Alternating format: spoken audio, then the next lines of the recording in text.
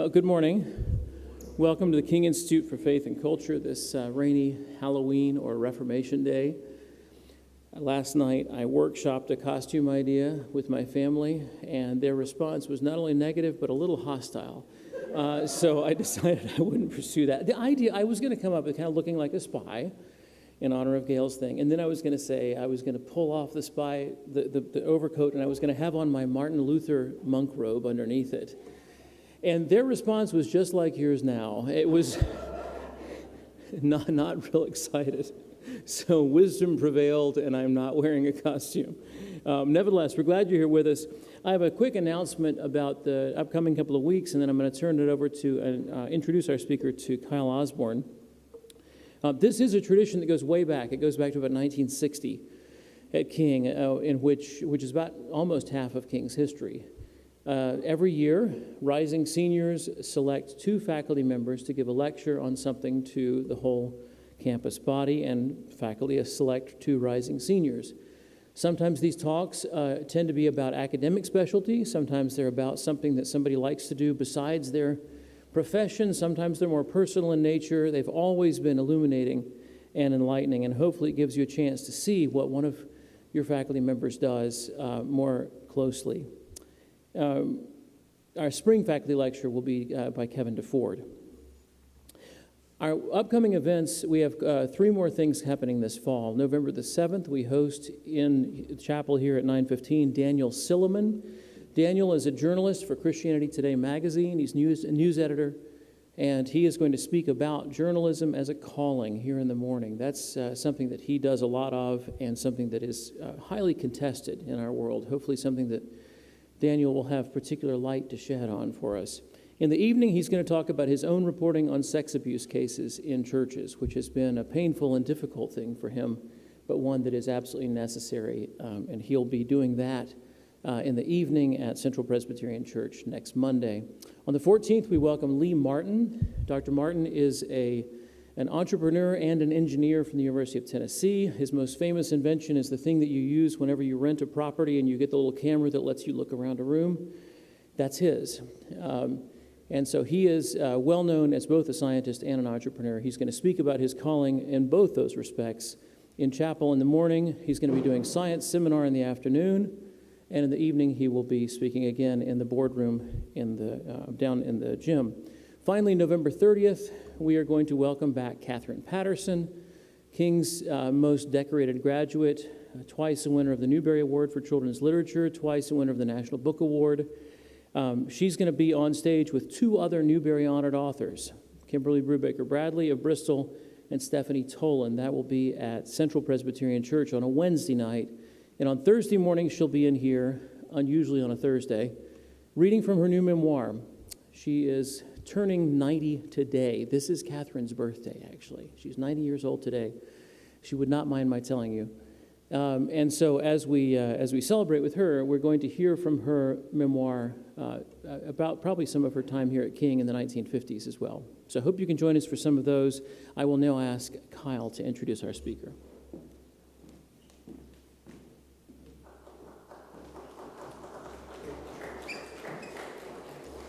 Good morning. Having a background in covert intelligence is awesome. It's an awesome bio. It does make the traditional King Institute introduction a bit more challenging. So in the spirit of Martin Luther, in the spirit of enhanced interrogation, I'm just going to spill everything I know about Gail Helt. She received her master's degree from Iowa State University. She then enrolled in a PhD program in political science at the University of Arizona, where she was recruited by the CIA. And that is the coolest thing that's happened to any graduate student ever, right? It sounds super made up, but apparently it was true. I don't know exactly what Gail did in the CIA. I do know that she briefed some very, very big names. I know that she met Vice President Dick Cheney. I've seen the TV show Homeland, so I'm assuming the rest was just basically like that. She came to King the fall of 2014. That was actually my first semester. I first met Gail Helt at new faculty orientation. She's remained a dedicated teacher, scholar, activist. She advocates for human rights, democratization. She appeared in 2020 on MSNBC's Morning Joe alongside Ann Applebaum, who's a very big name for the nerdy set like us. And I can also add that she is an avid hiker. She's a formidable trivia player. She is the only human person I know that does not like the TV show The Office.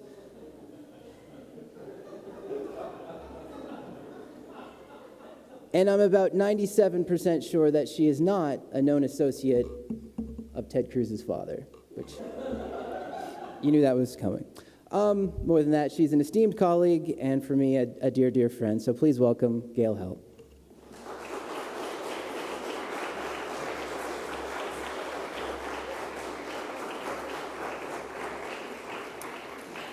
This may be one of those events where the introduction is better than the actual presentation.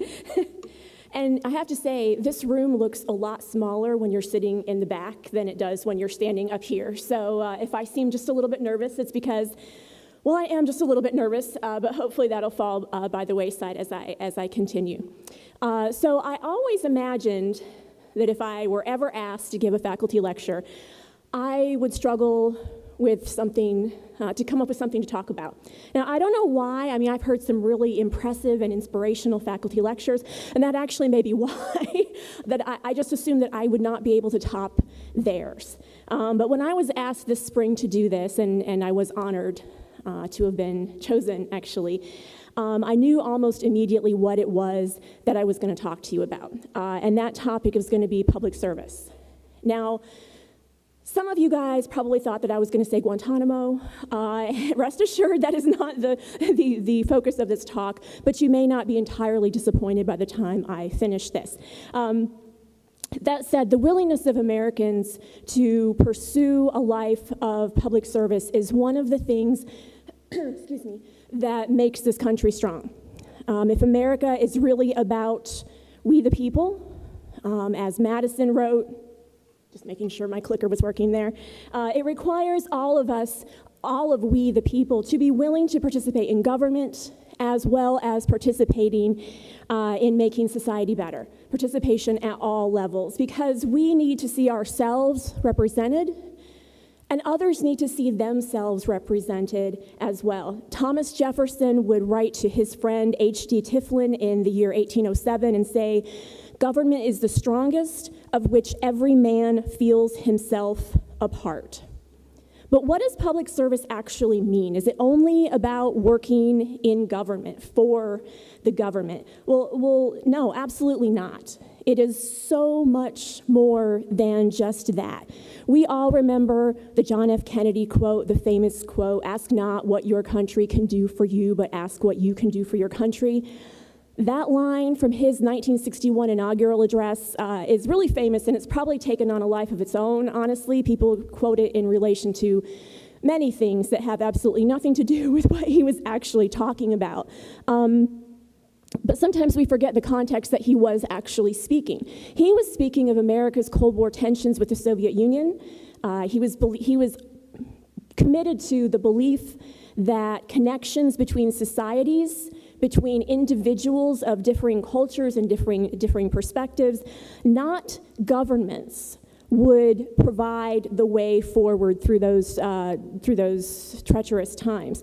He would say, "Let both sides seek to invoke the wonders of science instead of its terrors. Together, let us explore the stars, conquer the deserts, eradicate disease, tap the ocean depths, and encourage the arts and commerce." He clearly equated those types of endeavors with public service. Some of you people in this room will, I hope, very much go on to do some of those things.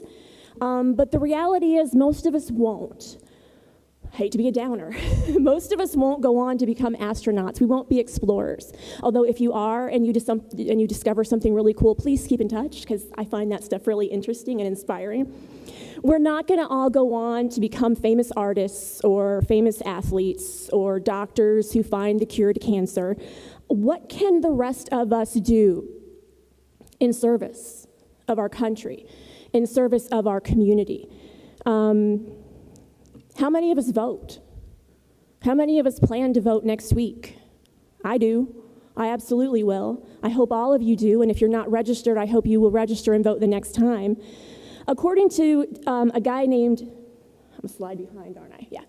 According to a guy named David Pepper, in a book called Laboratories of Autocracy. During the Reconstruction era, and Dr. Osborne can correct me if I'm wrong, and there's a slight possibility that that's the case. During Reconstruction, there were extremely high levels of black participation in elections. Between 1880 and 1910, black participation in presidential elections was about 61%.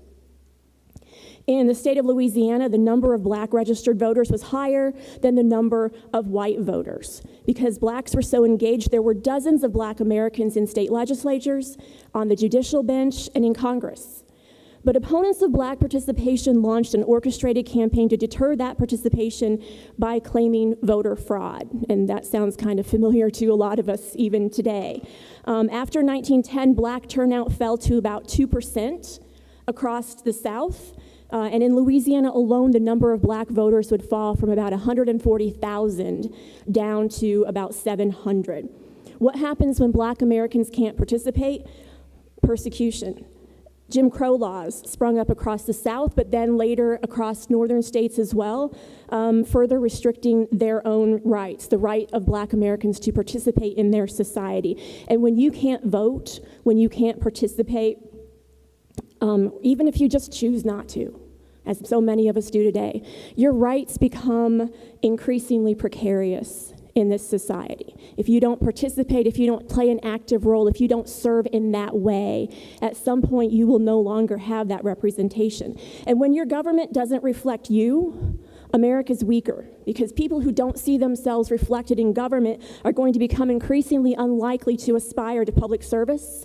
They're going to be increasingly unwilling to share their ideas, to share their genius, and you begin to feel as though opportunities and doors are simply closed to you. Now, we all know about the decades-long struggle for civil rights in this country, and if you don't, I urge you to take Dr. Osborne's civil rights class, and we should all be really, really grateful that men like former Representative John Lewis, who saw doors closed to him, would fight anyway. He led, as many of you I'm sure know already, led a march for civil rights across the Edmund Pettus Bridge under really trying circumstances, police dogs, water cannon, tear gas, and was seriously injured in that effort. And he could have decided that this country was not worth his effort, that it was not worth his pain, but he never stopped believing in the promise that this country is, and that promise belongs to everyone. Similarly, imagine if Katherine Johnson had let a lack of representation deter her. Johnson was born in a very small town that had no schools for blacks beyond the 8th grade, but her father sent her and her siblings to a place called Institute, West Virginia, that is a town, to attend high school. She would graduate from the historically black West Virginia State College, and she taught at black public schools before she became one of 3 black students to integrate West Virginia graduate schools in the year 1939. Thank God that she was not deterred from taking her math skills to NASA, where her work was so valued that the astronaut John Glenn would ask for her by name to recalculate trajectories before he would even get into Friendship 7 to become the first American to orbit the Earth and make America a serious contender in the space race against the Soviet Union. Sometimes people simply have to fight in order to be able to serve their country. The fight becomes part of their service. But now, I want to get back to voting. Voting's not what most people think of when they think of public service. Probably running for public office is more closely aligned with most of our ideals of public service. Seeing problems in your town, in your state, in your nation, and putting yourself out there to try to fix those problems because you believe that you have a plan or a solution, that is certainly a noble aspiration. These days, it takes a brave soul to be willing to do that because so many of us are lazy and we won't refute ideas with ideas, but instead we are willing to devolve into the politics of personal destruction and try to engage in character assassination in order to negate someone else's presence in the public square. Efforts to try to intimidate people to go back into silence. Think of KETANJI Brown Jackson, our newest Supreme Court justice. She was nominated for a seat on the Supreme Court, and immediately Several senators and a whole lot of political pundits out there on both sides of the aisle tried to smear her with her service, her public service as a public defender for several Guantanamo detainees. Now, see, there it is. I'm bringing Guantanamo into it for those of you who are waiting for it. Or Representative Eric Swalwell, who is accused or was accused of having had an affair with a Chinese spy because a newspaper article a couple of years ago about Chinese espionage named him as having been associated with this spy, even though that same article would also quote FBI sources and say that he was never under suspicion, he had never been accused of an affair, and there was no evidence that the spy got sensitive information from him or anyone else who was named in the article. Why would a guy like that want to run again? Why would you want to put yourself out there when doing so invites personal attacks from everyone? Well, it's because he's committed to this ideal of public service. It's a grand aspiration. It's a noble aspiration that this nation is worth serving, even if sometimes that service hurts or exacts some kind of physical or emotional pain. Now, venturing into public service this way certainly is not for the faint of heart, but it is very necessary. We need individuals to accept these kinds of positions if our government is going to continue to function, if our society is going to continue to function. And I would add, on a related note, one form of public service that we should all commit ourselves to engaging in is rejecting attempts at character assassination when we hear them, even if when we hear them, they're coming from our side of the political aisle. I think we owe that to our country. But back to traditional forms of service. These traditional forms of service I want to relate to vocation, right? We talk a lot about vocation here at King. For those of you who are new to King this year, vocation is essentially your calling, what it is that you are called to do. Now, whether you know it or not, every human is put on this earth for a reason. Finding this reason is something that I hope you'll discover here at King if you have not found that already. And it's okay if you haven't. When I was your age, or the age of most of you, I didn't figure this out either. It took me quite a few more years to figure that out. Now, I'm torn when it comes to how much to say about my own path towards discovering that really, but I hope you'll all indulge me just a little bit. I was raised to believe, as I hope many of you were, that I am here for a reason, as all of you are here for a reason. But my parents were not really prepared to help me figure out what that reason was. I was able to skip a year in high school, so I graduated high school when I was 16, but my parents weren't supportive of me going to college at all, especially not then. They didn't push me to take the SAT. They wouldn't allow me to go to even think about going to college until after I turned 18, and even then they weren't supportive with, like, for example, the information that you need to complete your financial aid package. Is it the FAFSA or the FAFSA? I can never remember how you pronounce that. Now, my parents were great people. I love them a lot. I miss them a lot. But I think they were a little bit afraid that college would change me, or that somehow going to college would water down my faith.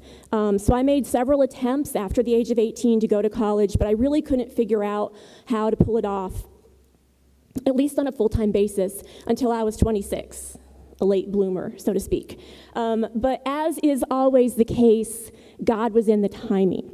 After I took a couple of classes at a local university, and that would be Winthrop University in Rock Hill, South Carolina, if anybody's interested, great school, including taking a history of China class, that class just sparked my imagination. And I wound up at the University of Nebraska at Kearney, because going to Nebraska as an out-of-state student was cheaper than going to Winthrop as an in-state student. And so when I was there, I met a really incredible professor who thought that I had some potential, and he pushed me to go to grad school, which was something that I had never considered before. And while I was there, both as an undergrad and in graduate school, I became a lot more sure about the things that I was passionate about, the things that I was put here on this earth to work on in some capacity, right? The things that are my vocation.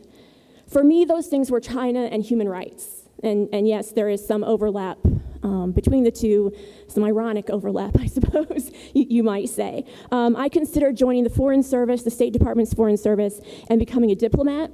Now, some people who know me might think that that is totally ridiculous because I am far more likely to be a little snarky than I am to be diplomatic. And that may be why after I passed the written part of the Foreign Service exam, I bombed the part where you come together in a group and try to work through a problem with other people in a room somewhere in the State Department. I don't problem solve well in a group. I'm sorry. Give me individual work. I hate group work.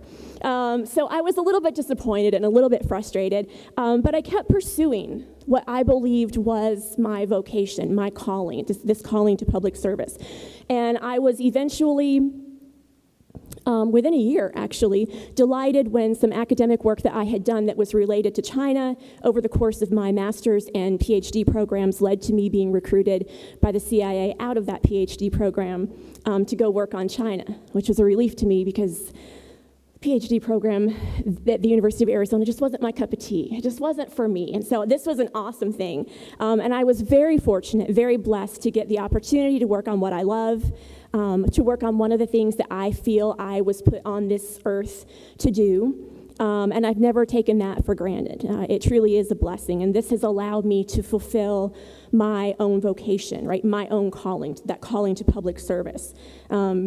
Working at the CIA was incredible. It's really an honor to get to write something that goes to the president or to the vice president, and a couple of hours after you know he's read it, you hear him make a statement about that thing, right? Yes, it's an ego trip a little bit, but it is an incredible feeling, and it is truly an honor to be able to do that.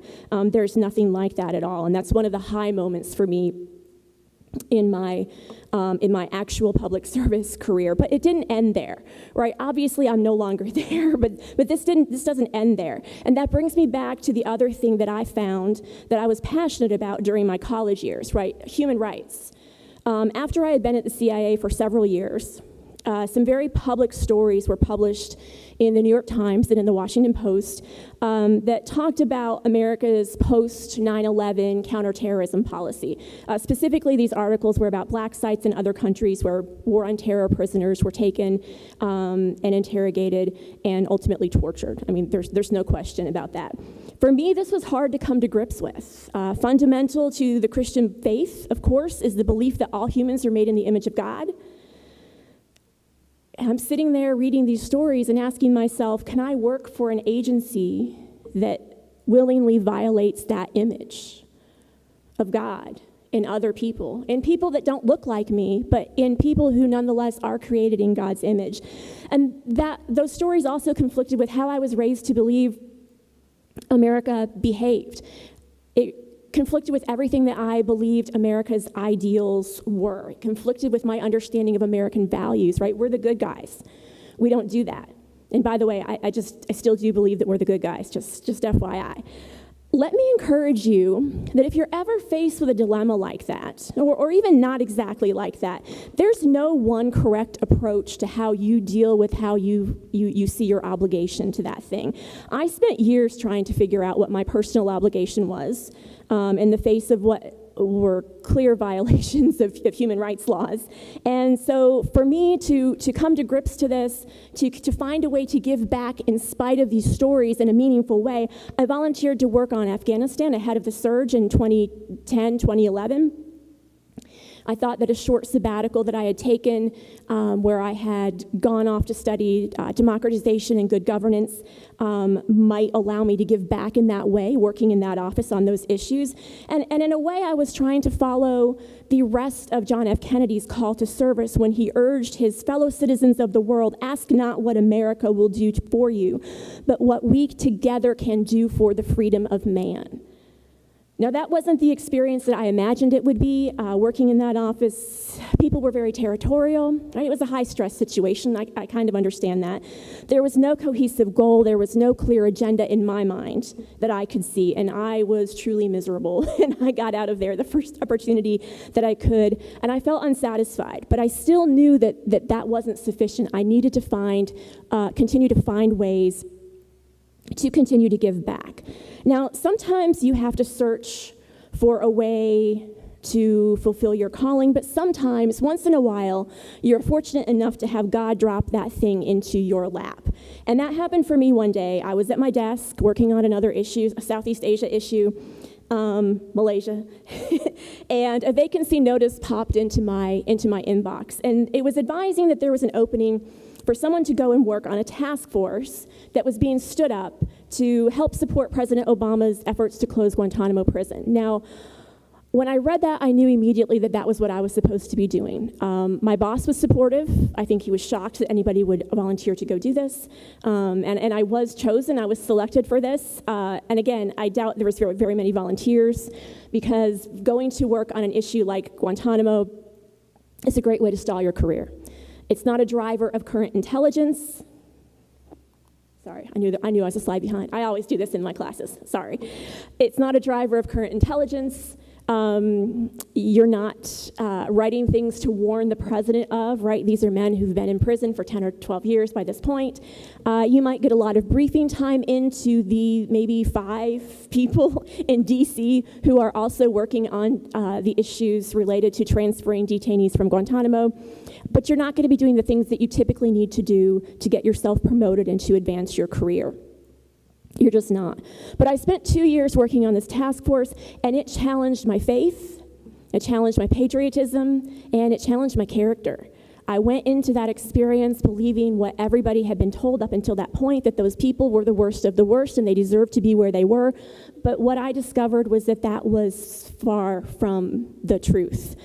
I was horrified also to learn that the press accounts that had, made such an impression on me a decade earlier about black sites and torture, those stories were also true, right? This was a really agonizing 2 years for me. That was a long year to spend reading about these really disturbing issues, these disturbing events in U.S. history, but yet I was serving. Right? This was service. Pursuit of justice is a form of service, according to Micah 6:8. It's also an obligation that we owe to God himself. I would eventually, obviously, end my agency career. I would end that service because I wanted to be able, after 2 years, to speak and to write about that experience, to pursue justice more directly. I also wanted to be able to introduce students, young people, to the dilemmas that had plagued me. And we do that a lot in my intelligence ethics class. So if you're interested, I want to put in a plug for spring of 24. We'll be running that class again. But I wanted students to understand that if they pursue government service, if they pursue public service, sometimes these ethical dilemmas will plague them as well. They're going to be confronted with things that prick their conscience. And I wanted them to understand that these things are not unexpected, and all they're responsible to do, all you are responsible for is your own behavior and how you will respond to this. And so, not wanting people to be blindsided. I was never taught these things in college. We never discussed ethics at all in college. And I think that's important. And that's how I ended up here at King. But I want to go back to vocation for a minute, right? I mentioned how I knew that human rights was one of my passions. It was part of my vocation. And I never abandoned that, certainly coming to King. And I want to encourage you too. You're going to have some unexpected challenges and obstacles that pop up across your path as you pursue service. As you pursue your calling, don't give up.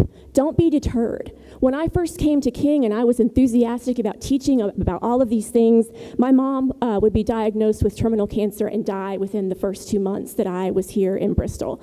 That pretty much gutted me, and it had an impact on me for a couple of years. It was something that was unexpected, at least the swiftness of it, and I didn't have the emotional energy to devote to talking about justice or writing about justice. It took a few years before I felt as though I had the strength to speak out and the energy to speak out about the need to close Guantanamo specifically, about the need to pursue accountability. And when I did, there were threats. I would receive some occasional death threats, and most of them were stupid, and you just brush them off or report them as appropriate. But if you know me just even a little bit, that's not going to deter me. I'm going to throw that right back at people or tell the police, right? This stuff doesn't scare me. But vocation's vocation, right? Despite the obstacles, despite the things that may pop up in your path to keep you from those pursuits, pursue them, right? Persevere, keep going. Vocation's not dependent on the job that you hold. It's not dependent on the geographic location. It is not dependent on any of those things. And I've been really honored to be able to find ways to advocate for Guantanamo closure, for example, for the support for released detainees, and the reward has been enormous despite the obstacles. I found like-minded friends. I have met former detainees who are now my friends, who've inspired me, who've made me a better person, and who have inspired my students in classes from time to time. Now, you might think, given my past, that I'm going to challenge you to work for the government. And sure, I mean, I would encourage you to consider that. That certainly is not why I'm here speaking to you today, but we do need smart people working for us. Remember what I said back at the beginning about representation and seeing yourself represented in society and in your government. Appalachian Americans are not represented. We need people who are willing to run for public office and make change to improve the lives of people here locally. East Tennessee and Southwest Virginia are woefully unrepresented when it comes to our federal government and when it comes to our state legislatures. That said, not everybody can do that. Not everyone should do that, and that is certainly not everybody's calling, but you may be called to teach. Be a good teacher, right? Go into teaching as your service to your community and to your God. You may be called to join the military and serve the country that way. You may be called to become a plumber, to become a construction worker, and be called to help rebuild communities after disasters, right? There are many, many ways, there are many callings out there that allow you to serve, right? That require you to serve. Pursue those. Find out what you are called to do and pursue that. And there's one other thing that we're all called to do, and that's the good. Right? Doing good is a part of every single one of our vocations. So if you're puzzled about where to begin and how to start figuring out what your calling is, I would refer you to the book of Micah, chapter 6, verse 8. What does the Lord require of you? To do justly, to love mercy, and to walk humbly. Thank you so much for your attention. I appreciate it.